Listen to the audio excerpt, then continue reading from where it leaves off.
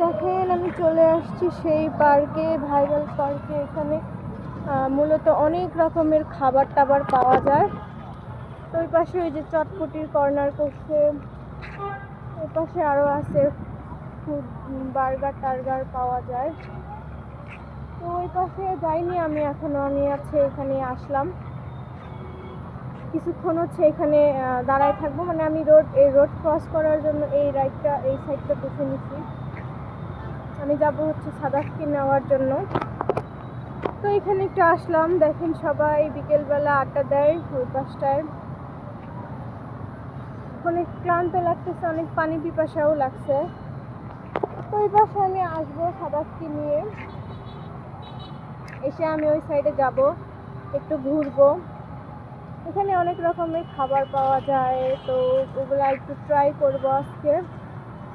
আর সেই চালতাগুলো বড় হয়েছে কিনা, চালতা দেখবো, মানে চালতা বড় বড় হয়েছে কিনা।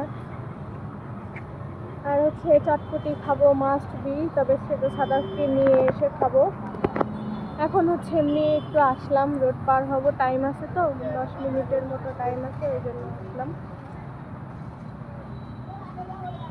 ঘুরে টুরে ওদিক দিয়ে যাবো।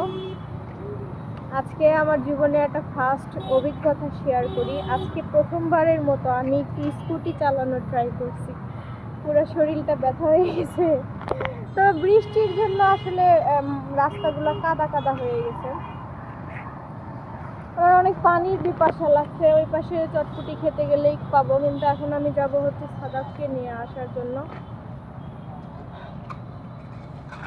আজকে অনেক মাছ ধরতেছে, কিন্তু পানি কমে গেছে। অনেকে আসে এখানে প্রেম করার জন্য, অনেকে আসে হাঁটাহাঁটি করার জন্য, অনেকে ঘোরার জন্য।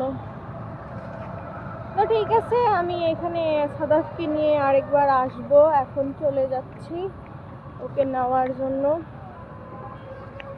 নিয়ে আসবো। শরীরটা এত ব্যথা করতেছে, ওই যে বললাম না স্কুটি চালাইছি, যার জন্য ব্যথা করতেছে। এই মেন রোড, হাতেও ফোন ধরে রাখার শক্তি পাচ্ছি না। মাস্ক খুললে মানুষ শুধু তাকায় থাকে, ভিডিও ক্যামেরা অন করলেই তাকায় থাকে।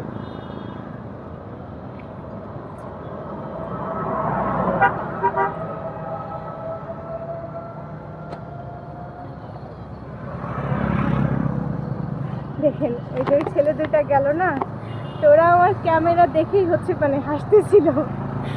ওরা আমার ক্যামেরা দেখে হাসতেছিল, তো আমি আবার ভাবলাম যে এদের সামনে কথা বললে আবার হাসবে, পিছনে যায় আবার ঠিক ক্যামেরার দিকে তাকাইছে। আমি এখন রোডের ওই পারে যাব।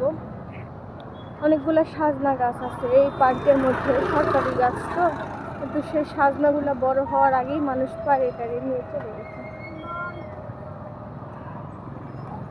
তো ঠিক আছে, সবাই থাকেন, টাটা আজকের মতো।